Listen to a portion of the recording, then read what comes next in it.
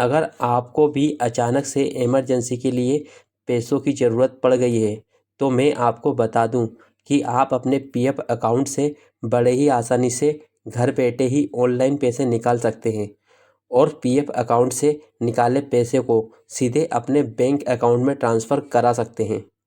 जी हाँ friends, online PF account से पैसा निकालने के लिए कैसे अप्लाई करें, अगर आप नहीं जानते हैं तो चिंता करने की कोई बात नहीं है, क्योंकि आज के इस वीडियो के अंत तक आप PF withdrawal claim online apply करने की एकदम लेटेस्ट प्रोसेस जान जाएंगे। वीडियो को बिना स्किप किए ध्यान से एंड तक ज़रूर देखिएगा, क्योंकि अगर आप इस वीडियो का कोई भी पार्ट मिस करते हैं और अपने पीएफ विड्रॉवल क्लेम को ऑनलाइन अप्लाई करते हैं तो एक छोटी सी गलती के कारण भी ईपीएफओ द्वारा आपका क्लेम रिजेक्ट किया जा सकता है। तो फ्रेंड्स, आज के इस वीडियो में आप जानेंगे कि आप अपने पीएफ अकाउंट से पैसा कब कब निकाल सकते हैं। ऑनलाइन पीएफ अकाउंट से पैसा निकालने के लिए आपको क्या क्या डिटेल्स या फिर क्या क्या डॉक्यूमेंट की आवश्यकता पड़ेगी। ऑनलाइन पीएफ विड्रॉल क्लेम करने से पहले आपको किन किन बातों पर ध्यान देना है और online PF withdrawal claim apply करने के लिए आपको कौन कौन सा फॉर्म भरना होगा। क्या पीएफ के साथ पेंशन का भी पूरा पैसा निकाला जा सकता है? अगर हाँ, तो उसके लिए हमें कौन सा फॉर्म भरना होगा। पीएफ विड्रॉल क्लेम अप्लाई करने के कितने दिनों बाद आपका क्लेम सेटल किया जाता है और कितने दिनों में आपके पीएफ अकाउंट से पैसा निकालकर आपके बैंक अकाउंट में ट्रांसफ़र किया जाता है। इन सभी सवालों के जवाब वीडियो के अंत तक आप जान जाएंगे। तो सबसे पहले बात करते हैं कि आप अपने पीएफ अकाउंट से पैसे कब निकाल सकते हैं। दोस्तों, आप अपने पीएफ अकाउंट से पैसा दो तरीक़ों से निकाल सकते हैं, पार्सल या फिर फुल पीएफ विड्रॉवल। तो पहले बात करते हैं पार्सल विड्रॉवल के बारे में, जिसे हम एडवांस पीएफ विड्रॉवल भी कहते हैं। दोस्तों, ईपीएफओ द्वारा कुछ स्पेसिफिक कंडीशन भी दी गई है, जिसके अंतर्गत आप पीएफ अकाउंट से एडवांस के रूप में पीएफ निकाल सकते हैं, जैसे कि medical emergency, marriage, education, land और हाउस परचेस या फिर कंस्ट्रक्शन। तो फ्रेंड्स, अब बात करते हैं पीएफ अकाउंट से पैसा निकालने के दूसरे तरीके के बारे में। तो आप अपने पीएफ अकाउंट से पूरा पैसा भी निकाल सकते हैं, जिसकी दो कंडीशन है, रिटायरमेंट या फिर अनएम्प्लॉयमेंट। आप अपने पीएफ अकाउंट से पूरा पीएफ रिटायरमेंट पर निकाल सकते हैं, पर पेंशन का पैसा आपको रिटायरमेंट के बाद मंथली पे किया जाएगा। आप पूरा पेंशन नहीं निकाल सकते हैं। जबकि दूसरी कंडीशन के तहत आपकी नौकरी चली गई है और आप 2 महीने से ज़्यादा अनएम्प्लॉयमेंट है और आपका सर्विस पीरियड 6 महीने से ज़्यादा और 10 साल से कम है, तो आप अपने पीएफ अकाउंट से पूरा का पूरा बैलेंस निकाल सकते हैं, यानी कि पीएफ के साथ साथ पेंशन और ब्याज का पैसा भी निकाल सकते हैं। अब बात करते हैं PF withdrawal claim online apply करने के लिए आपको क्या क्या डिटेल्स या फिर डॉक्यूमेंट की आवश्यकता पड़ेगी। ऑनलाइन पीएफ विड्रॉल करने के लिए आपको अपना यूनिवर्सल अकाउंट नंबर पता होना चाहिए और उसी के साथ साथ आपको अपना पासवर्ड भी पता होना चाहिए।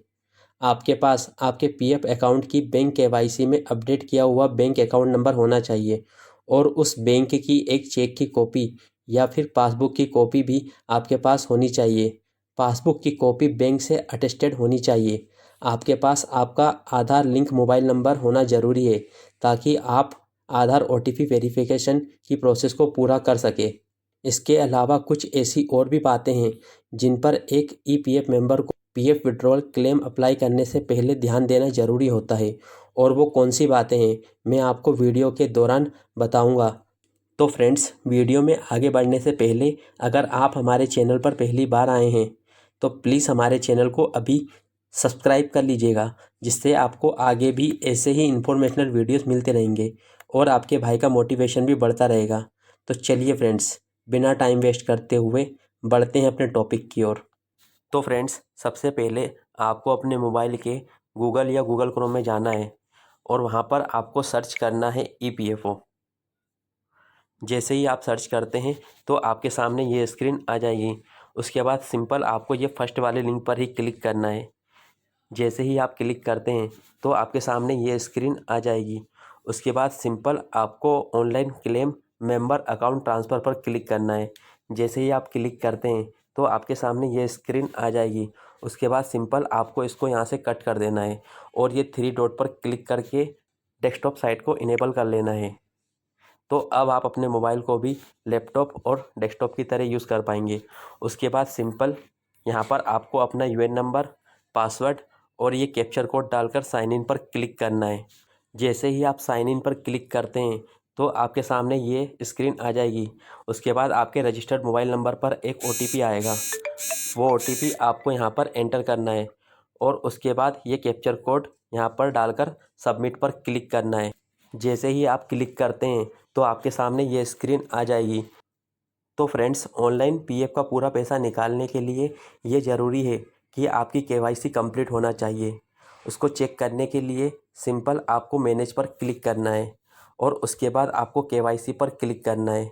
आपको यहाँ पर चेक करना है कि आपका बैंक, पैन और आधार वेरीफाइड है या नहीं। तो उसके लिए आपको सिंपल यहाँ पर स्टेटस में आ जाना है। यहाँ पर आपको ग्रीन कलर अप्रूव्ड या वेरीफाई लिखा होना चाहिए। अगर ये आपको ग्रीन कलर में दिखता है तो इसका मतलब ये है कि आपकी केवाईसी कंप्लीट है। अब आपको कुछ भी करने की ज़रूरत नहीं है। और इसके अलावा अगर यहाँ पर रेड कलर में कुछ भी दिखता है तो इसका मतलब ये है कि आपकी केवाईसी कंप्लीट नहीं है। तो सबसे पहले आपको अपनी केवाईसी कंप्लीट कर लेनी होगी। और फ्रेंड्स, उसी के साथ साथ आपको ये भी चेक कर लेना है, यदि आपने मल्टीपल कंपनियों में काम किया है तो उन सभी पुरानी कंपनी का पैसा आपकी नई कंपनी में ऐड कर लेना है।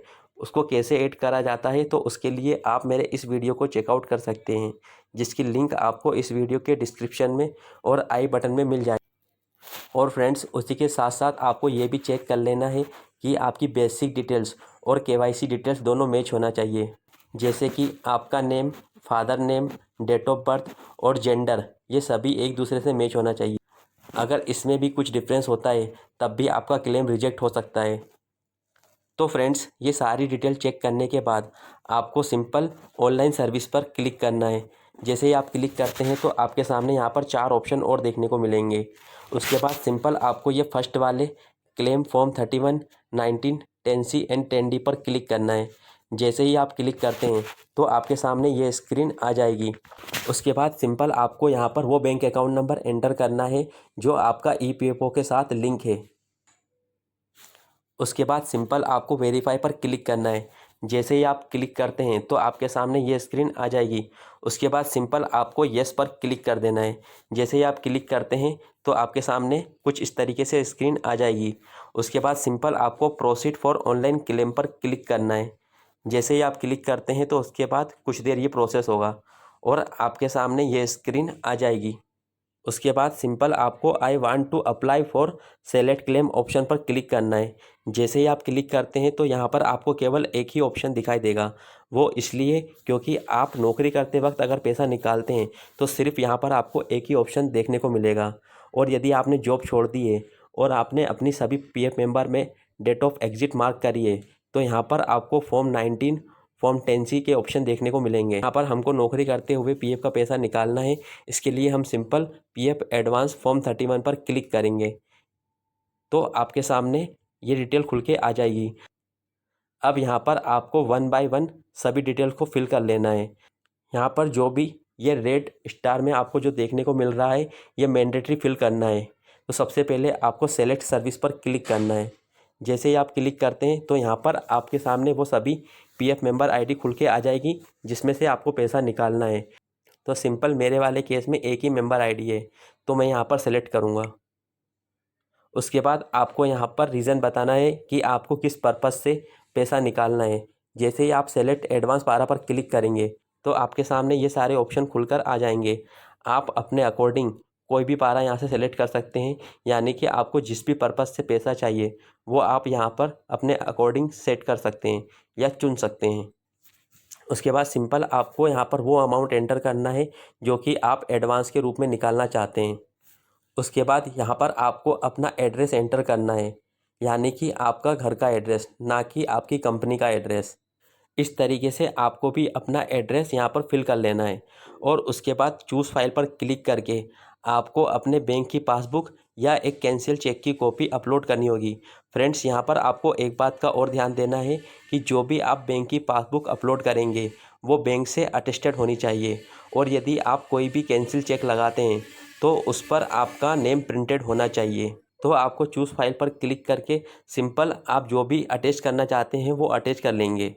और उसके बाद आपको एक बात का और ध्यान रखना है कि जो भी आप फाइल अटैच करेंगे वो जेपीजी एंड जेपीईजी फॉर्मेट में ही होना चाहिए और उसकी साइज़ 100 KB से लेकर 500 KB के बीच में ही होना चाहिए। पासबुक या चेक अपलोड करने के बाद सिंपल आपको यहाँ पर क्लिक करना है।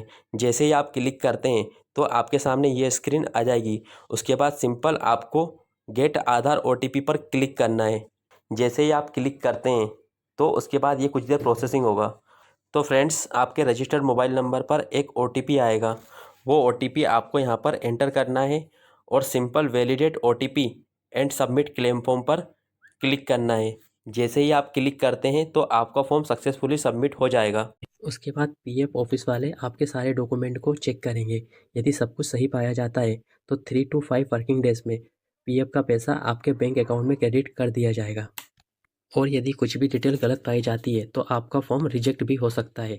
आपको ये चेक करने के लिए सिंपल आपको ऑनलाइन सर्विसेज वाले बटन पर क्लिक करना है। तो यहाँ पर आप चेक कर पाएंगे ट्रैक क्लेम स्टेटस पर जाकर कि आपका फॉर्म सक्सेसफुली सेटल हुआ है या नहीं, और रिजेक्ट हुआ है तो उसका क्या कारण है। तो फ्रेंड्स, ये था PF एडवांस के लिए अप्लाई करने का पूरा प्रोसेस। तो फ्रेंड्स, वीडियो को यहाँ तक देखने के लिए आपका बहुत बहुत धन्यवाद।